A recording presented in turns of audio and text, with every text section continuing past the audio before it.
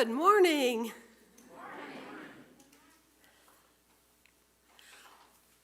Welcome to this sacred time, this community consecrated by our presence and our commitment to it.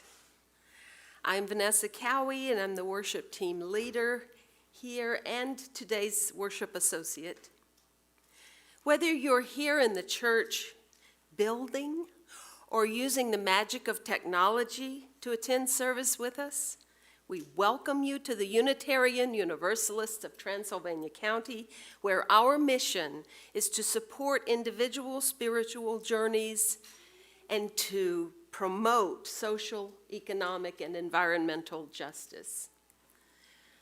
And in the words that I'm borrowing from the Reverend David Breeden of the First Unitarian Society of Minneapolis, wherever you come from, however you got here, whatever you look like, whatever you believe, whether you have a bank account or not, however you are propelled around the building, you are welcome here.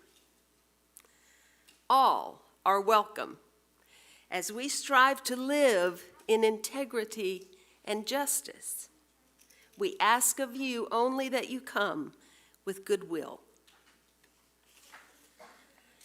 I have some announcements, first of all and most importantly, so we can be here together safely. Please wear a mask while you're in the building. Speaking from the pulpit gets me exempted temporarily. And that opportunity is open to you. Please use the clipboards to sign your name and phone number in case contact tracing becomes necessary again. Instead of passing baskets for our offering, notice that the baskets are at the sides of the sanctuary, and there are bowls by the doors on your way out. You can drop your offering there, or there are online options as well. Our social action giving this month is Meals on Wheels for Brevard, and by the way, you can drop your name tags in the containers as well. Enjoy our live music today, please, without singing, but please dance, clap, sway, snap your fingers, or hum as you're willing and able. And after the service, please exit the building quickly so the air has time to fully exchange before the next service. If there's a deep joy or concern in your heart to share with this community, ask an usher for a piece of paper. There are some available in the baskets as well as pens and pencils. And the usher will bring it forward to be included in Reverend Bob's pastoral prayer. If you're watching us live online, we encourage you to share your joys and concerns in the live chat. The bylaws revisions need a quorum of voting respondents, and tomorrow is your last chance to exercise your democratic process and vote on those revisions. Vote online by tomorrow, September 27th. This Tuesday evening, the environmental series of discussion workshops launches. Please join us here in the sanctuary live Tuesday night at 7 p.m., or you can choose online access. The panelists we'll have will be Laura Negrella Sevilla, Aaron Jefferson Baker, Lynn Barnett, and Doug Miller, talking about two-wheeled transportation options and how they can make a big difference. Speaking of two wheels, want to enter a raffle for a really cool ride, an e-bike. Tickets are just $10, and they're available now. At lunchtimes on Tuesdays, please consider joining us on the green for fellowship on the green. Bring a bagged lunch, bring yourself, bring takeout food, and share the time. Reverend Bob will be leading the Soul Matters Sharing Circle, embracing possibility, after the second service today from 12:30 to 2 p.m., and that too is a hybrid meeting in person, and there's a Zoom option. Phew. Now, let's relax into the spirit of worship as we listen to the music from John Austin. Thank you.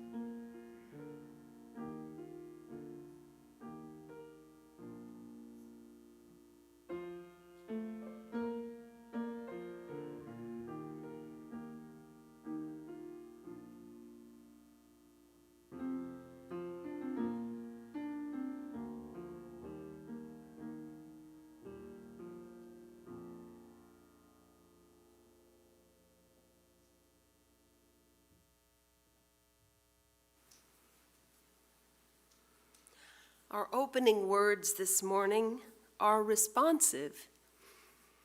They are from our hymn book, Singing the Living Tradition, and they are by Vincent B. Silliman. Religion.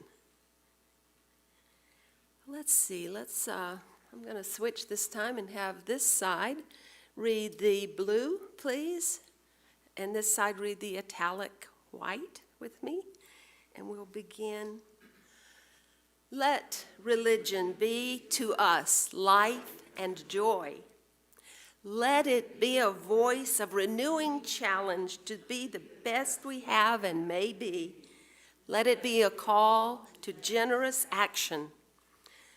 Let religion be a dissatisfaction with things that are, which bids us serve more eagerly the true and right. Let it be the sorrow that opens for us the way of sympathy, understanding, and service to suffering humanity. Let religion be to us the wonder and lure of that which is only partly known and understood, an eye that glories in nature's majesty and beauty, and a heart that rejoices in deeds of kindness and courage. Let religion be to us security and serenity because of its truth and beauty, and because of the enduring worth and power of the loyalties which it engenders. Let it be to us hope and purpose, and a discovering of opportunities to express our best through daily tasks.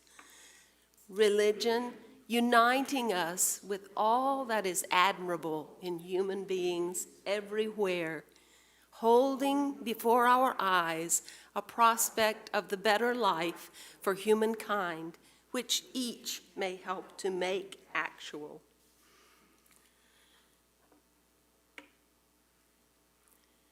We now move more deeply into our worship service with the lighting of our chalice, the symbol of Unitarian Universalism.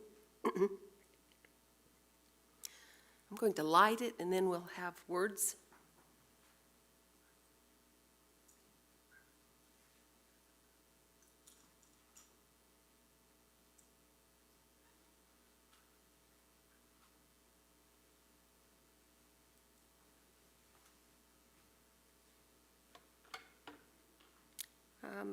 Have a reading here from the Reverend Maureen Killoran.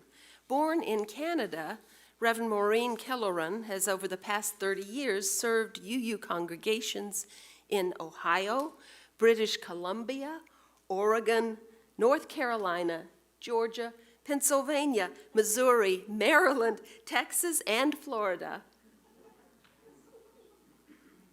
She says this: the poet Langston Hughes has written, "Hold fast to dreams, for if dreams die, life is a broken-winged bird that cannot fly." May this chalice flame challenge each of us to cherish our dreams, for all things worth doing begin in the courage and inspiration of a dream. Our first hymn today is number 357, Bright Morning Stars.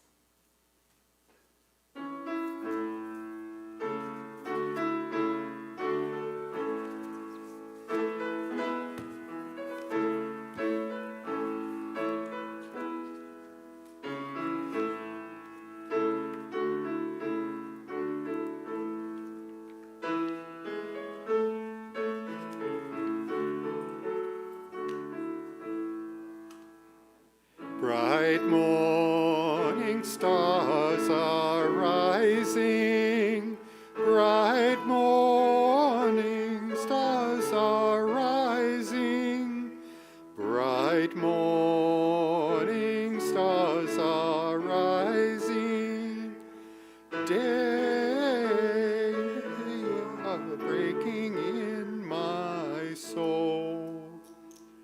Oh, where are our dear mothers? Oh,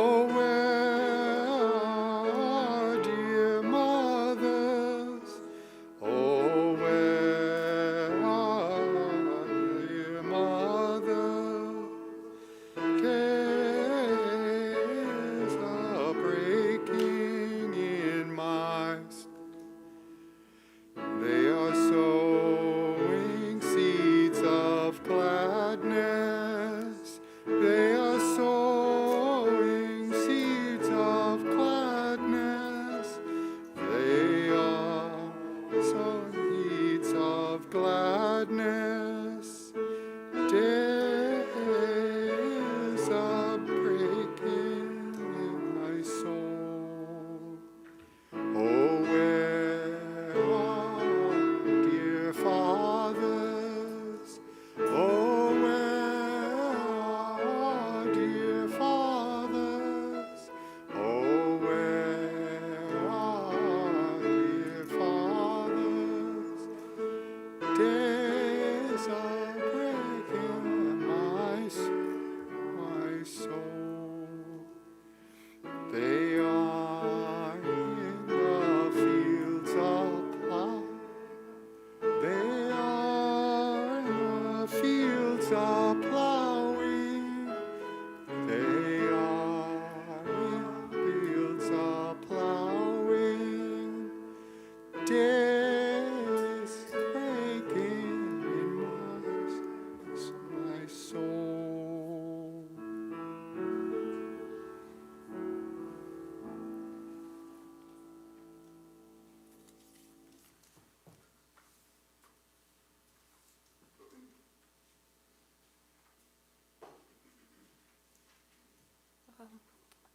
Reverend Bob, do you have the wisdom for all ages to share today before we wave the children out? Yeah, okay.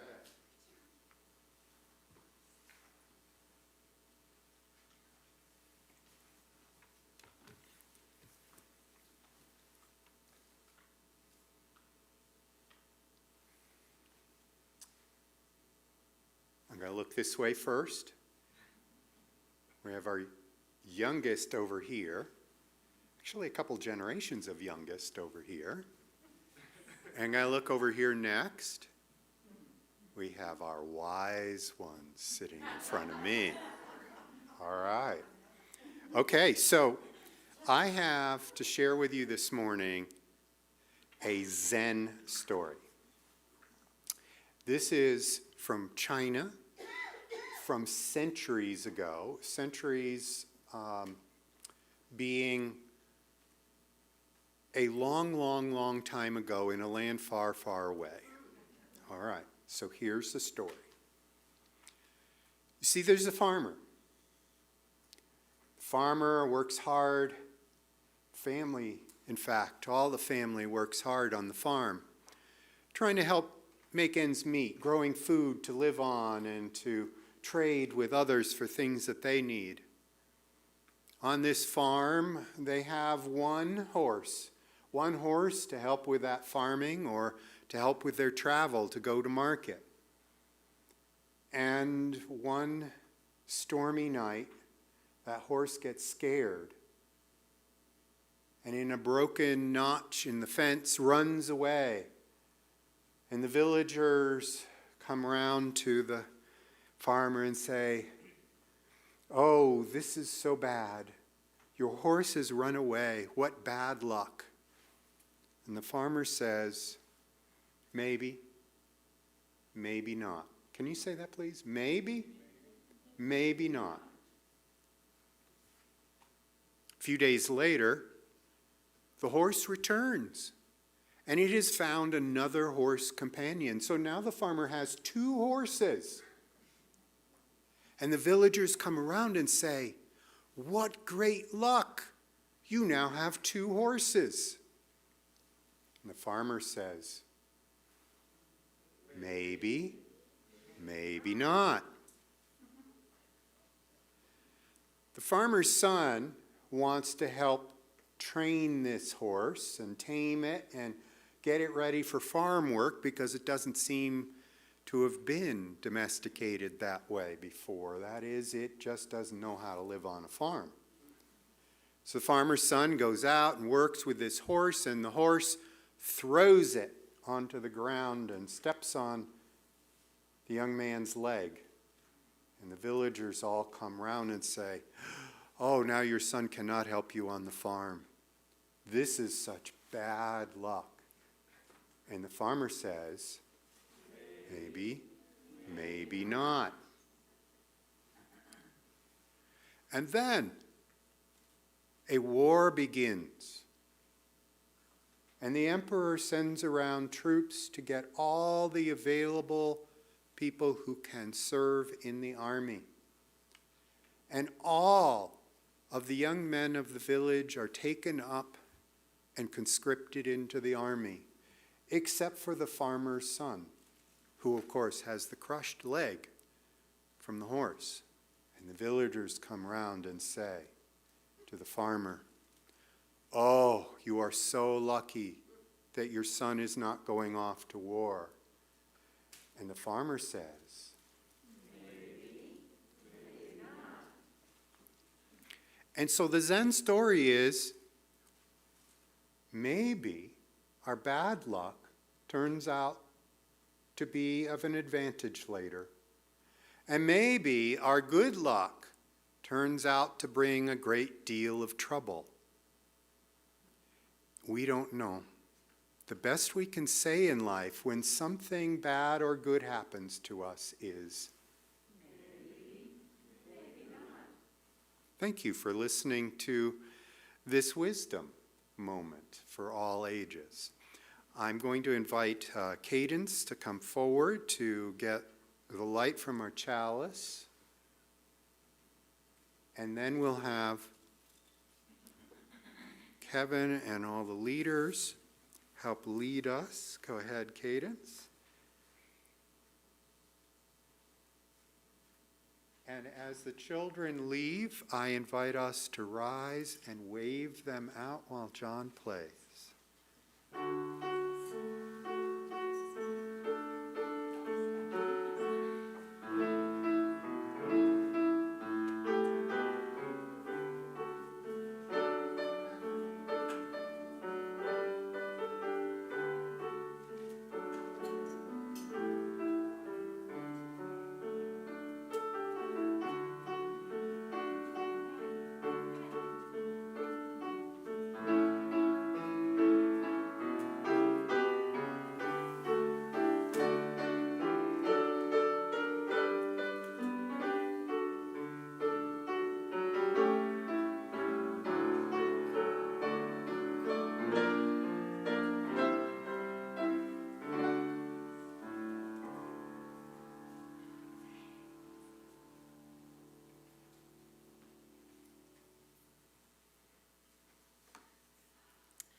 We believe joys are magnified and sorrows eased by sharing them in loving community. We now pause to honor milestones and to lift up those who need our healing thoughts. If there's something in your heart to share at this time, please, I will ask the ushers to offer paper from the collection baskets and write it down and bring it forward, or the ushers will bring it forward to add to Reverend Bob's prayer. And meanwhile, if you're watching this live online, I ask you again to share your joys and concerns in the chat, and I will light a candle for them. This first candle is, thank you, Reverend Bob. This first candle, oops, I need to, sorry, we'll get it together, is for the turning of the year, for the gifts of autumn, for the cooler days and turning leaves, and for the harvest. And this second candle is for the teachers and all staff of our local schools and child care centers, for the weight of responsibility that always rests on their shoulders and is especially heavy this year as they return to in-person classes.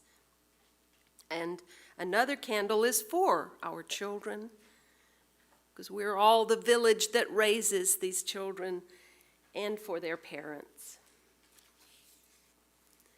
With another candle, we recognize all those frontline workers who continue to put themselves in harm's way for our community, taking away our trash, delivering goods and mail, taking care of those who are sick, and responding to emergencies. We honor their sacrifices. We light a candle with hope for the future and the courage to keep working toward making that future bright. And we light a candle for those milestones shared in the online chat and for any milestones that have been or will be shared here this morning.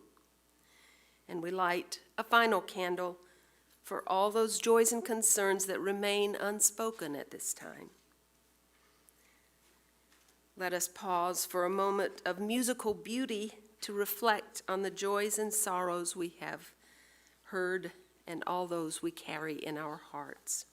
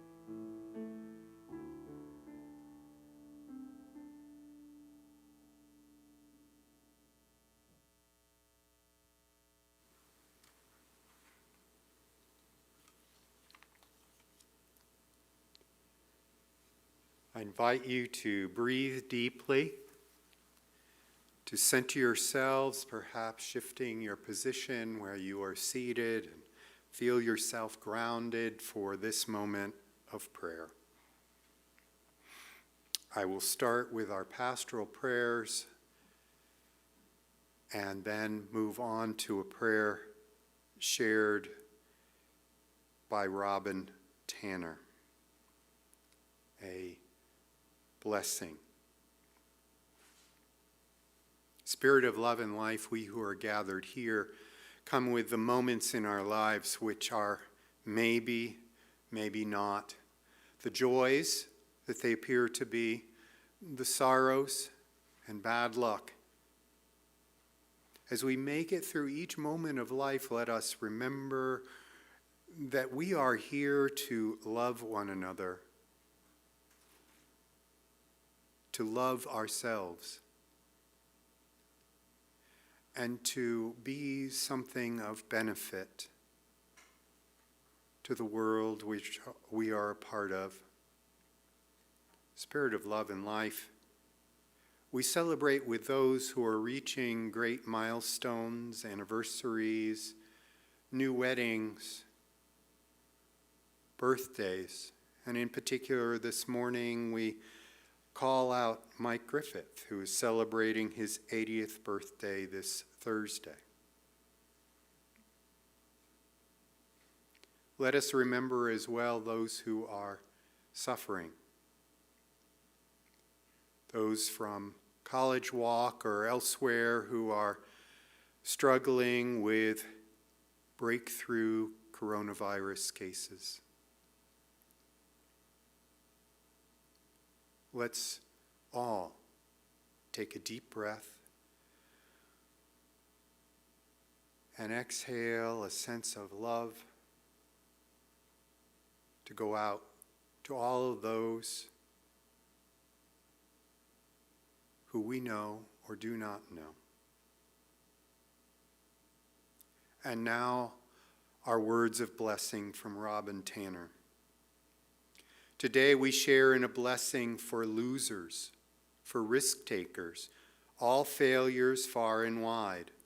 Blessed are they who fall in the mud, who jump with gusto and rip the pants, who skin their elbows and bruise the ego, for they shall know the sweetness of risk.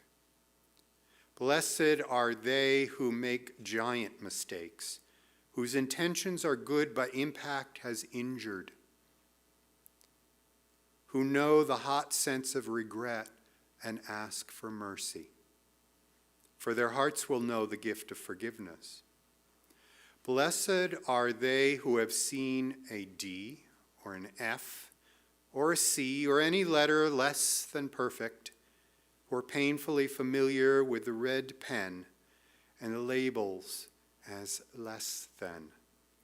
For they know the wisdom in the imperfect. Blessed are they who try again, who dust off, who wash up, who extend the wish for peace, who return to sites of failure, who are dogged in their pursuit, for they will discover the secrets to dreams. Blessed are they who refuse to listen to the naysayers, for their hearts will be the houses for hope. Blessed are they who see beyond the surface of another, for they will be able to delight in the gift of compassion. Blessed are they who stop running the race in order to help a fellow traveler, who pick up the fallen, who stop for injured life, for they shall know the kindness of strangers. Blessed are they who wildly, boldly abandon winning, for they shall know the path of justice.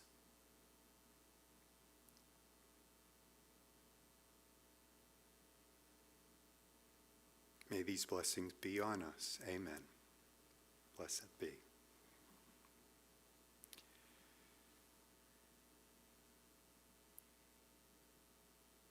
Each week, and I hope it comes out some other time during the week as well, I ask for our generosity, and I respond with a thank you.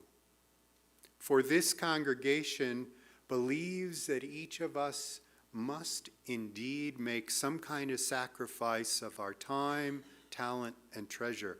And when we give our trust in doing so, it transforms ourselves and this world. And it just helps us be present as a congregation to continue on. Though I can see those online only in my imagination, though I can see you right here in this room for real sitting in your places, though we are not passing a basket, you have the ability to get up, to stretch, to switch your browser to the giving button, and to give something, sacrifice something of what you have. And what you give with love, we receive with great joy, and we say, thank you.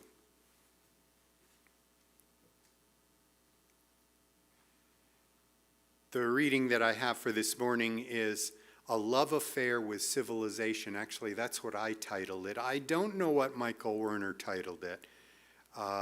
It's an excerpt from a publication from the Unitarian Universalist Association, Skinner House Press. Wonderful. If you ever want to look up online, a great place to be able to watch.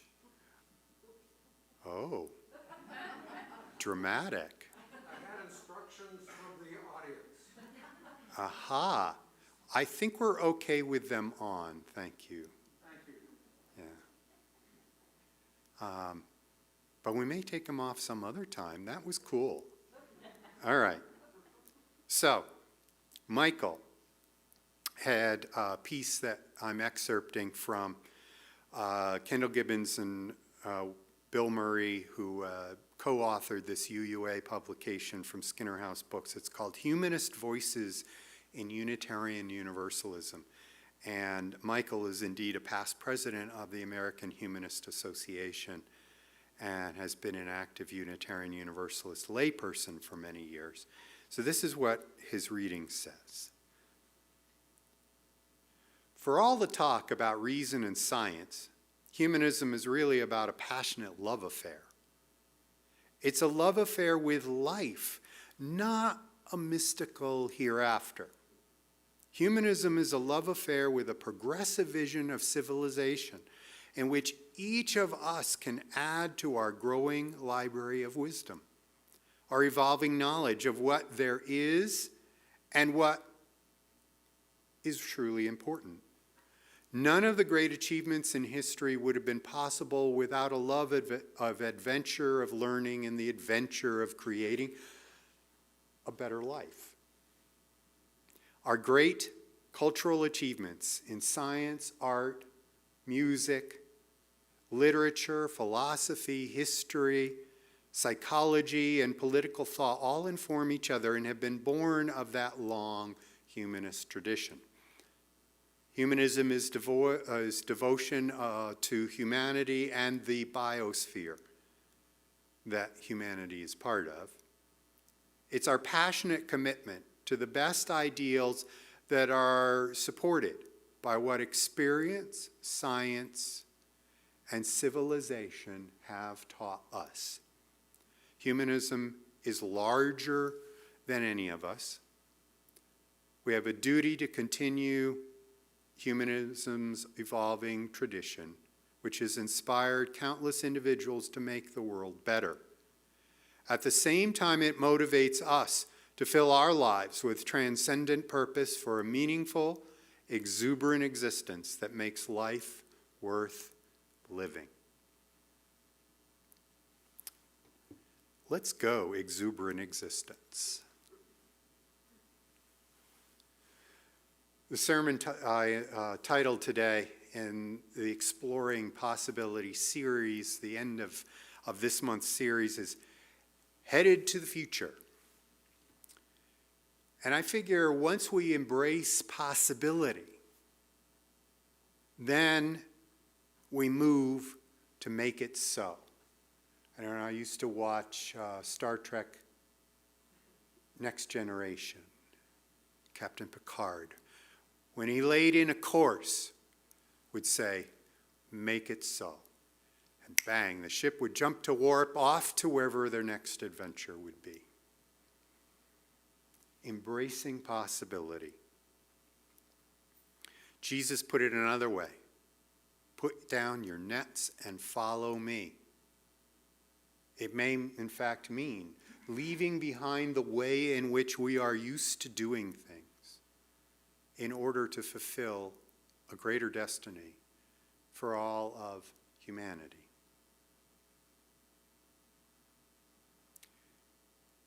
In the civic realm in this country, during the midst of a Cold War, we had a president declare, we shall go to the moon within this decade. And indeed, we put people into orbit and then on to the moon.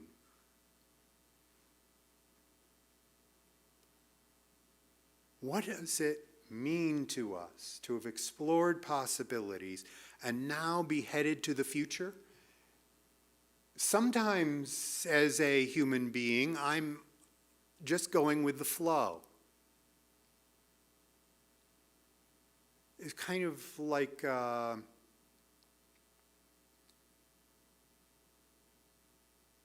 ready, go, aim. Like, oh, I have dumped myself into the rapids, and now I kind of want to steer. And sometimes that's the way life goes, or it's a little bit like the farmer. Farming is indeed one of those occupations in which you kind of feel like things are good luck or bad luck. It lines up or it doesn't. I was taught as a New Englander that you should make a wish on a wagon load of hay. Why?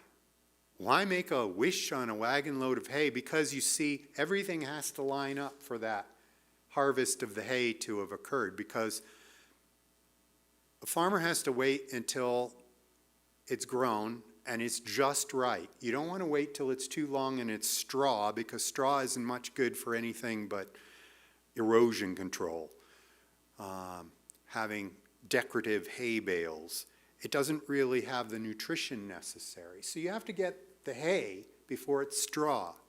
But you have to get it on a dry day, because otherwise your hay bales get moldy or even catch on fire. I never understood how wet hay bales catch on fire, but it's the heat of the rotting and all sorts of other things that might occur. Well, at least that's what I was told as a kid. So when you see a load of hay, everything has lined up and it is a momentous God, the universe, and everything in alignment evidence. So you better make a wish on it. What do I wish for? Every time I see a load of hay, even if it's those big roll things, it's like I didn't grow up with big roll things, but even if I see those on a vehicle going someplace, I stop for just a second. Well, not literally, I'm usually driving, watching it, and I think, I wish that today goes well in this world. Because I'd really like to orient my heart and my wishes not to something just selfishly for myself. May I get an A on the test today? May I preach a sermon that makes it out of the ballpark? Actually, I don't see many farmers out on a Sunday morning when I'm on my way in, but you get it. I try to do all of these wishes for the greater good of all of humanity and this planet that we're on. It's something along the lines of the humanism that was mentioned in our reading, something in which we are oriented not to a future existence, but towards what we might be paying attention to where we live and how we live right now. That love affair with civilization reading. I have that. I really would like that for the people suffering in Afghanistan, for the folks who are still recovering from storms and desolate conditions and decayed governmental bodies, everything unraveling, for the folks who are struggling with this disease going through our civilizations, for just the general realization. It's really hard sometimes to be open to the possibility and going towards the future when we have in fact said ready, go, aim. When we found ourselves in the turmoil of what's going on, how in the world during COVID can we figure out where we're going? Well, it's not much different from before. We just have to pay attention to it. Our world is currently, according to our news, the stories that we read or watch, is so focused on how the French are reacting to a submarine contract for the preparations of defense or war.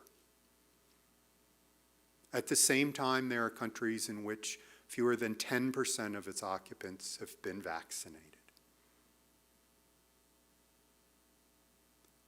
We sometimes, in the midst of being in the rapids, lose sight of what future we're trying to work for, a world in which we are, like Tuesday night, having an environmental series launch. How can we be part of an environmental solution? Or in the understandings of coronavirus and being a united world and all of us suffering from conditions that come to us as human beings, coronavirus doesn't stop at borders. It doesn't avoid even island nations. We have to realize we're part of an interdependent web of all existence. That's what our Unitarian Universalist principle says, having us united as congregations and recognizing this. So where do we go towards a future? A future. I'll put down our nets and go and work for something new here. Or let's go to the moon, even though we're in despair. At the time that Kennedy was making that announcement, it was a great leadership position. And I'm going to give later a leadership position to all of you. Think back to that time when that speech came about. The Cold War was huge. People had built fallout shelters. They had stocked drums of drinking water in the basements of libraries and schools so that people could flee the falling bombs. We had B-52s in the air at all times, ready to send mass destruction weapons upon anyone who might go against us. And in the midst of this heightened fear and anxiety of the time, a world leader says, we're going to go to the moon.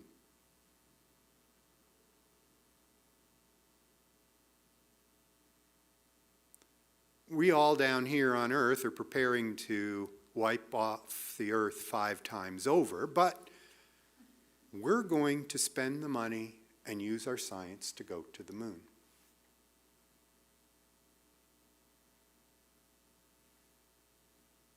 Was this a good thing?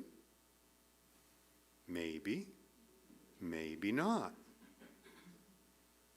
But it was a vision, and it was a vision that for a moment took people's imagination out of a struggle and a worry for survival into something that was more about thriving and what we could aim for.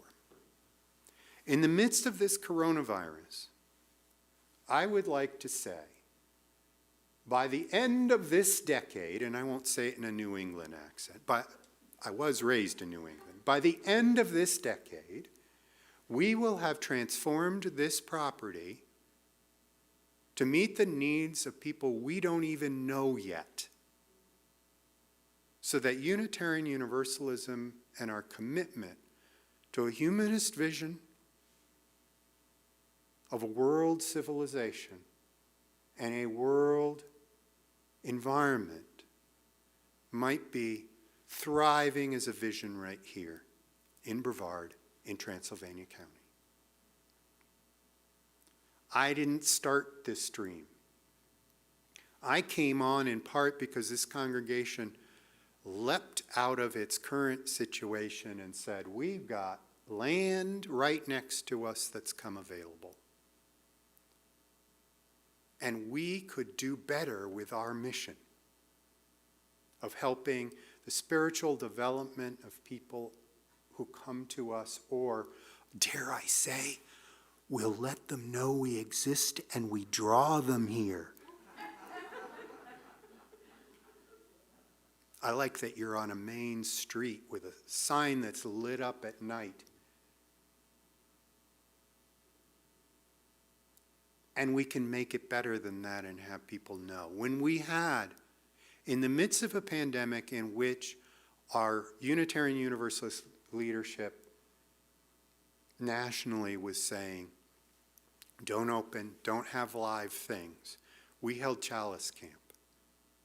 It was a calculated decision, a decision in which we put the money into having a tent so that the activities could be held outdoors, everything but bathroom breaks, and the children had the chance to have fun and learn values and go home with all sorts of crafts.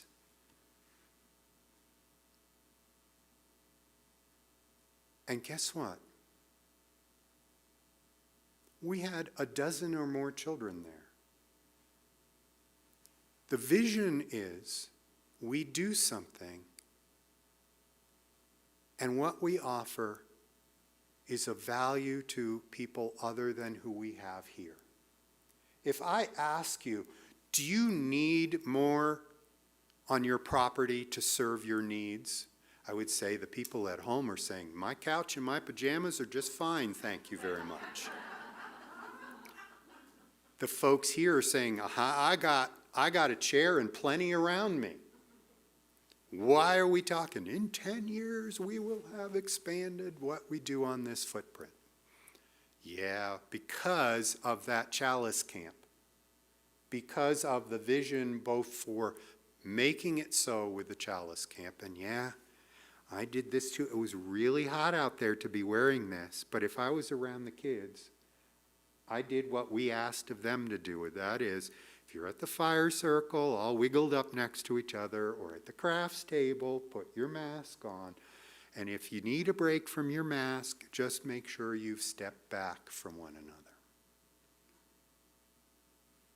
All right, so even in the midst of that, we have a vision.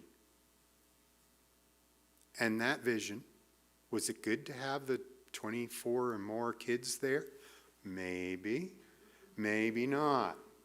As it turned out, I didn't get any reports that any coronavirus had spread among any of us adults or kids there.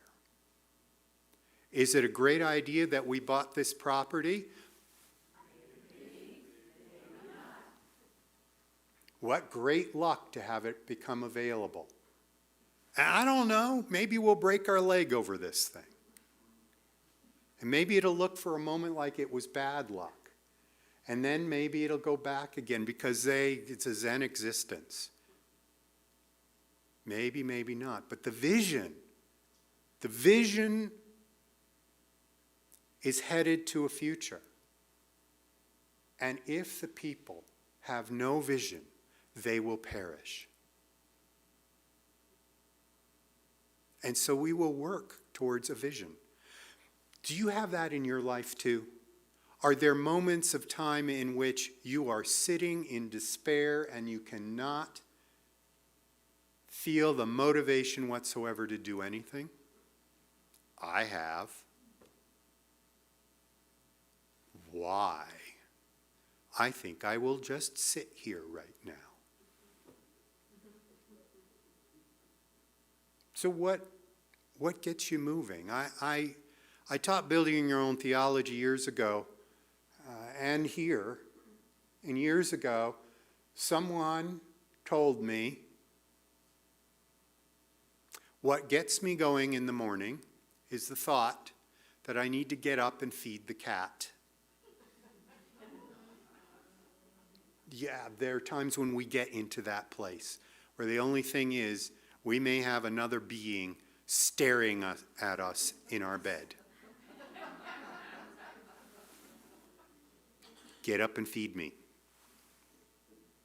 Perhaps. That's not a vision. That's a momentary motivation, because you can crawl right back into bed again. The vision is what we say in our mission statement of how we are here for each other in our spiritual growth, and for all those that might come to us, and for our environment and our commitment. We have a mission statement, we have a vision, we have a plan. And in our lives we need one too. Sometimes it's realizing this is a really hard year. I've told you this is hard for me. How do I do ministry in the situation that I'm given? But I'm here because I saw a future and a vision for this congregation, and I think I can be part of it. I have a vision for who I am and how I make a difference. I have this kind of humanist grounding to my spirituality, a foundation that says, even on the days in which I do not feel the presence of God and the holy, and the goddess, whatever it's named, that I have a place and I have something to contribute. And even if this day or the next day or the day after is a continual cancellation of what I thought I was going to be able to accomplish due to circumstances beyond my control, there will be a day in which I am driving down the road with an entire wagon full of hay. Things will line up. I will have what's needed. And it costs me nothing if everybody around wants to wish on my good fortune for that day. When we buy property and make a purpose of where we're going next, we are saying to each other that what we have here now is good and worthy. When we say in our lives, I really am not sure what I'm doing next in my life, I don't know how to go on with this loss and grief that I have so fresh in my heart that clouds every one of my thoughts. I don't know how I'm going to recover from this economic setback. I don't know what I will do without a car now that my one car has lost its last legs.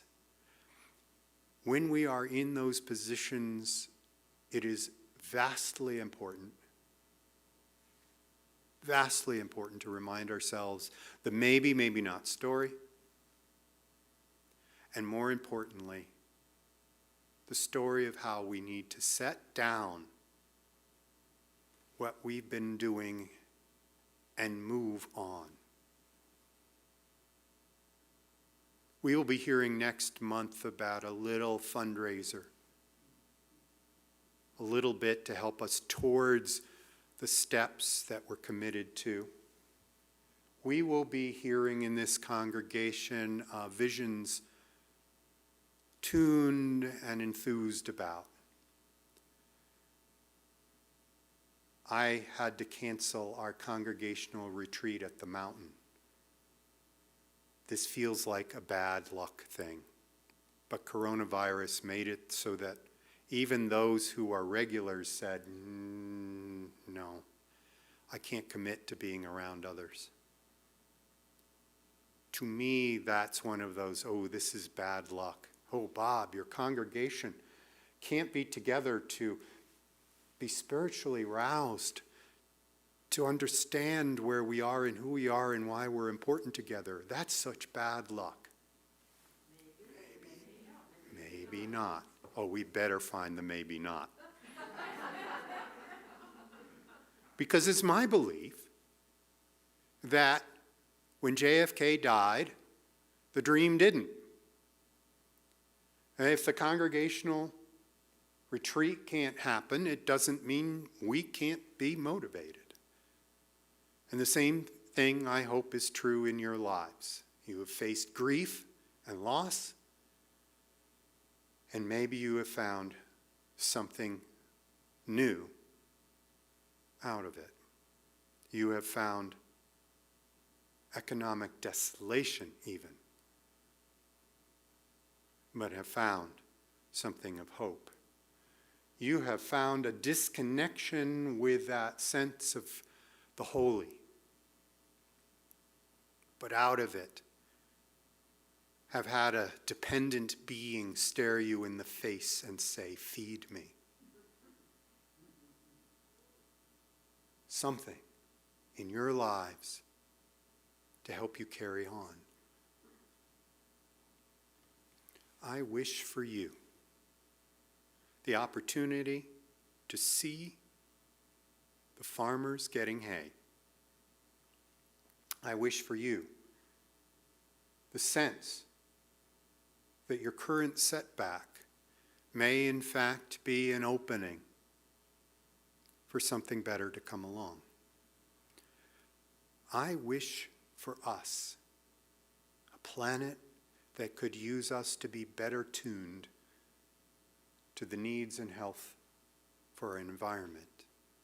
I wish for us something of a humanism that says, I'm not waiting for a better world yet to come, but I'm committed to civilization. I don't care about submarines. I do care about people. May it be so. May we be off to a new future. Here, in our individual lives, and out in the world. Blessings on all of you imperfect beings. May we get an F every once in a while, but still have that dream.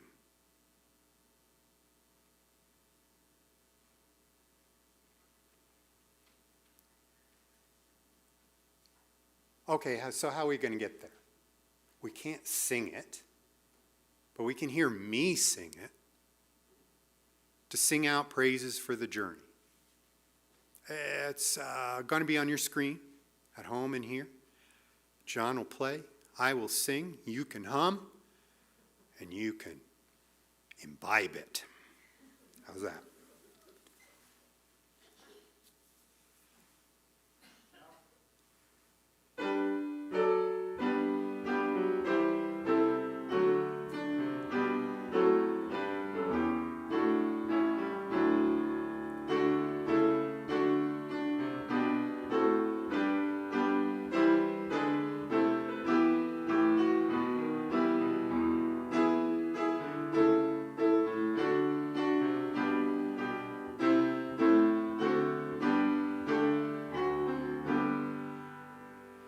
Sing out praises for the journey, pilgrims we who carry on, searchers in the soul's deep yearnings, like a forebears in their time. We seek out the Spirit's wholeness in the human endless quest.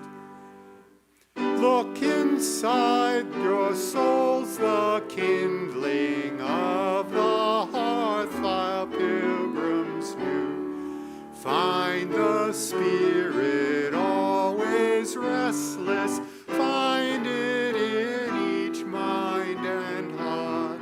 Touch and hold that ancient yearning, kindling for a newfound truth.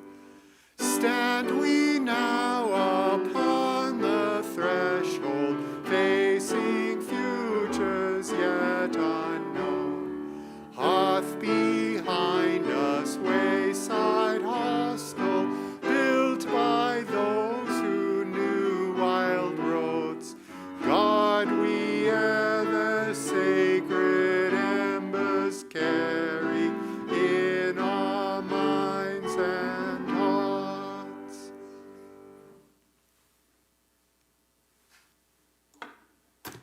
Oh, I like it that you're standing for this part of the service.